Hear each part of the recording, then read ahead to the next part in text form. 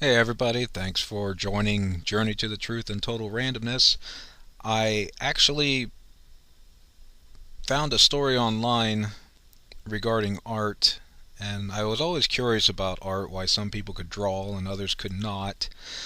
And it made me think back to all those times I studied like theology and history, and you'd see all these old paintings and old drawings of people's in their diaries and their journals, even cave art, even that back to these statues that they would create that were just very uh, like beautiful designs and stuff. And it made me think, why could so many people draw back in those days, hundreds of years ago, even 100 years ago? It just seemed like a lot of people. It was just a second talent they had. And all my life growing up, I was born in the 70s. I'm 41 now.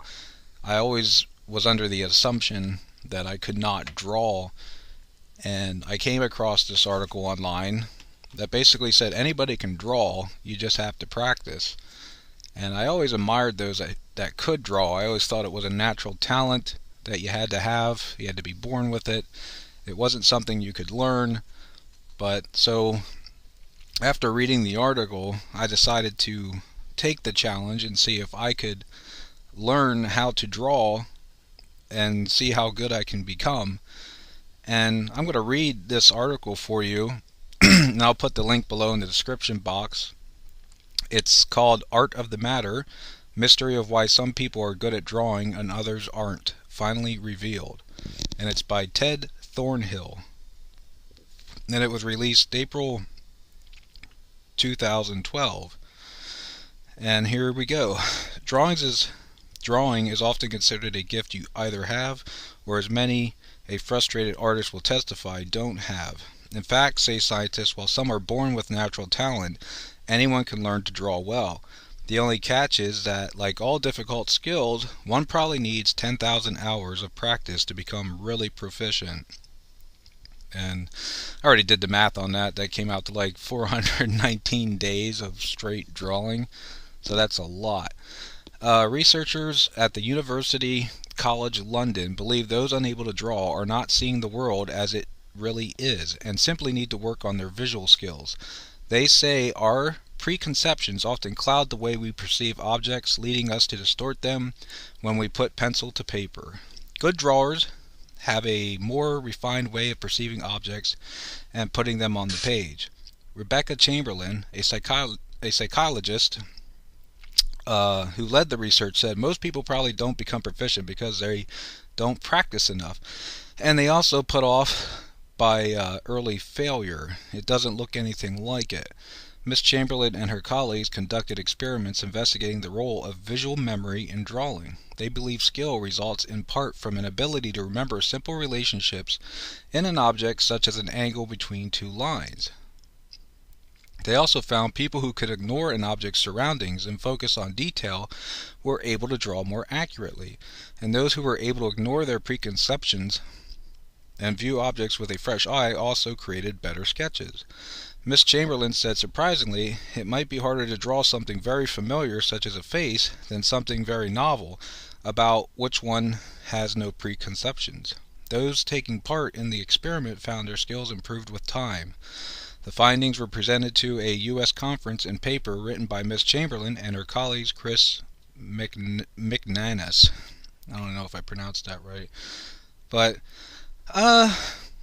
so I took the challenge and decided to put this study they did to the test. And so what I did was I went out, I purchased like a drawing book, a scrapbook, whatever you want to call it.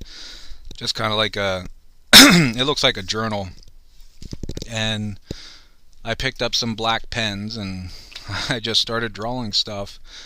And what I did was I had a lot of mispreconceptions about drawing in general because I never really took the art classes when I was younger and a young child in school. It never interested me.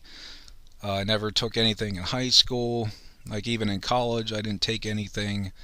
So I had a lot of misconceptions about about art and how it's done and all this stuff. And so that's why I started off the way I did. I just grabbed a journal and I grabbed a pen and I just started to try and draw stuff. And as I progressed, I started watching other YouTube channels about techniques and stuff, and then reading online articles about techniques. And it was really interesting because everything I did wrong, all these artists pretty much conveyed that information in their videos and stuff. Like, don't start off using pens, which is what I did. I thought if you're going to be an artist, you should be able to draw it like, on the first try, no problem. I also didn't believe like artists used any kind of tools or anything besides their naked eye and their hand coordination to do their drawings.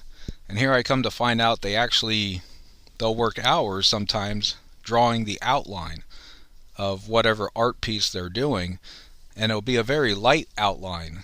And that way, if they make mistakes, they can come back, they can erase it, they can make modifications to it, and then after that, they'll start applying their colors and stuff. And what's interesting is about the article is it's like spot on. Like the misconceptions you have, or the mispreconceptions you have about the how a face should look. So if you want to know what I mean, try drawing a face and then try drawing like a cube. You'll have a much easier time drawing the cube than you will the face. And some of the mistakes I would do, like right off the bat, is when I started drawing a face, I would make the eyes too big, I'd make the nose too long or too big, and then I'd make the nostrils like visible. And let's face it, when you're looking straight on at somebody, you usually don't see their nostrils. Now there's a few people that do have that in their genetic makeup, where you look right at them and you can see their nostrils a little bit, like maybe what's her name, Johanna Hansen, I can't remember, the girl that plays Black Widow, I can't remember her name, but but she has like a cute nose. But anyway, and then with the ears and stuff, and with the size of the head, you're going to have a lot of issues when you start to draw a face. And like you can see in my video, I'm actually posting images in my video from like day one, and they're just progressing throughout the 6 weeks as this video plays on.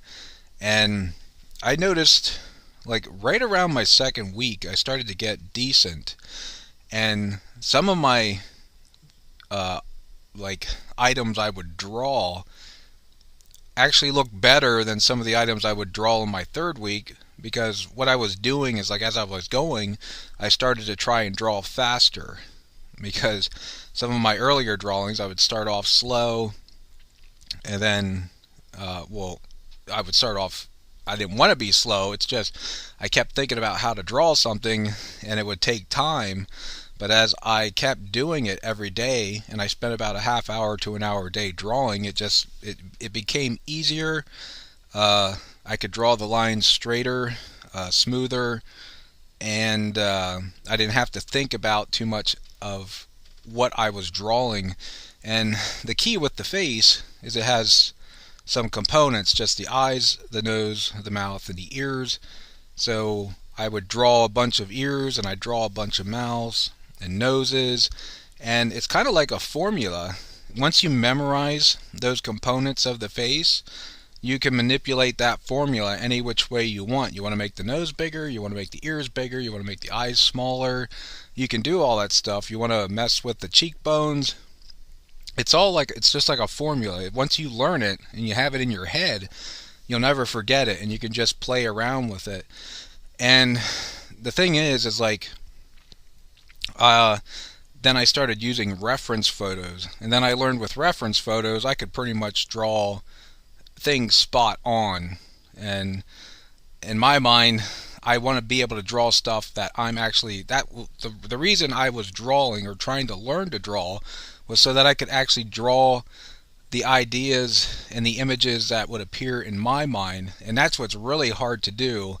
And that's why you have to learn the basics first. Once you get those basics down, then those images that are in your head that you want to put down on a piece of paper, it just becomes a lot easier to do that.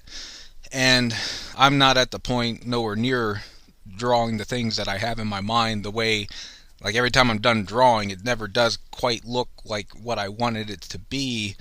And that's just because it's a lack of practice on my part. And it's just like if you ever got into a gym workout, like I used to weightlift for 3 years straight, and the one thing I used to dread doing was doing chest. I hated doing chest. And when it comes to art, for me, the chest workout for art would be doing the faces. I hated doing the faces. And I liked drawing stuff that wasn't, typical, not even dragons and such, but just random things. I'd rather draw random things, and I'd rather try to draw things from my mind than look at a reference photo, because like it just seemed every time I tried to draw a reference photo, it seemed a lot like homework, and it just seemed like I was copying somebody else's work anyway, but I was doing it for practice. So I started going back to focusing on drawing what was in my mind and getting it to be and to appear on paper like it is in my mind, which I'm not at by any means yet, but I would say, with all the photos I have on here, I did draw a lot. I stuck to it. I definitely made improvements, which you can see in the photos that I've put on here. And I think at the end of the video I'll put my most favorite drawings that I did so far at the end of this video, and I'm happy with that. It's like I took this this challenge to see if I could learn how to draw, and I feel like I was the perfect subject for it, because I always wanted to be able to draw. I just always, my misconception was that it was a talent that you had to be born with, and so I never really tried. I never actually gave it a shot. And maybe there were a few times I did, and like the first time I drew, I'm like, oh my god, this looks horrible, and I would just, maybe throughout my life, and it sucked because I was in my whole life I got into a career where I was planning events, and I'd like logos made for my events and maybe characters made for my events, and then I'd have to explain what I wanted to the artist. And I always admired what they would be able to draw and bring forth to me, but it never was exactly what I was looking for. So you just pay the guy who got the artwork closest to what you wanted it to be. And I always just felt, it is what it is, because I don't know how to draw. So, but here I am to tell you, I'm telling you now, if you want to learn how to draw, you can, and you can probably become good at it. Some people are going to vary. Some are going to start off better than others and stuff. And but if you keep at it, you're going to get good. It's a skill. It's skill like anything else, just like sports or anything. It just requires practice. But with this skill, you can keep getting better and better and better. And my goal is, hopefully one day, I really admire those artists on YouTube that draw like the realistic looking objects on paper, and I wouldn't mind being able to get up to that skill set someday. Now I realize now with art you're going to have to be spending some money too. Like when I first started out getting into coloring things, I just bought a cheap set of colored pencils at Walmart. And then I'm watching these videos on YouTube on how to blend and burnish your colored pencils and stuff.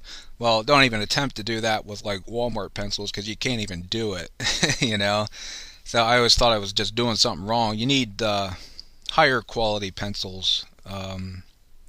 You can actually find them on sale sometimes online for pretty cheap. But Prismacolor, they're a good pencil. And you can do the things that you need to do with that. And I think I just got like a 72 set. Like about last week I ordered a set, and it came out to $23.50, and it was $34 with the shipping. So, and if you were to go to a store like Michael's, a franchise art store like that, and try to buy just a 48 pencil set, even without their 50% coupon or something, you're going to be paying about $60 for 48 colored pencils. So the one I got online was 72 colored pencils, and it was only for like $34 altogether with the shipping and stuff. So I hope this video motivated you guys to, if you ever thought that you couldn't draw and it's just something you can't learn, I'm here to tell you I just took the challenge. After 6 weeks, I'm doing pretty good, and I'm going to keep going at it, and maybe down the road I'll make another video of like the progress I've made and stuff like that. But if you made it to this point in my video, thanks for watching it all. My channel is Journey to the Truth and Total Randomness, so you'll never know what kind of video you're going to get from me next down the road. I got into my little automotive phase there, and it and that was fun, but it's not that I'm bored of it. I'm just glad I know how to do that kind of stuff now. I had to teach myself a few months, and buying all the tools was expensive and stuff, but it's that's what life is. It's about learning new things, growing your mind, and taking that knowledge and using it to help other people, so alright, well, if you guys like this video, please like and subscribe below, and keep a lookout for my next video. Alright, thanks guys.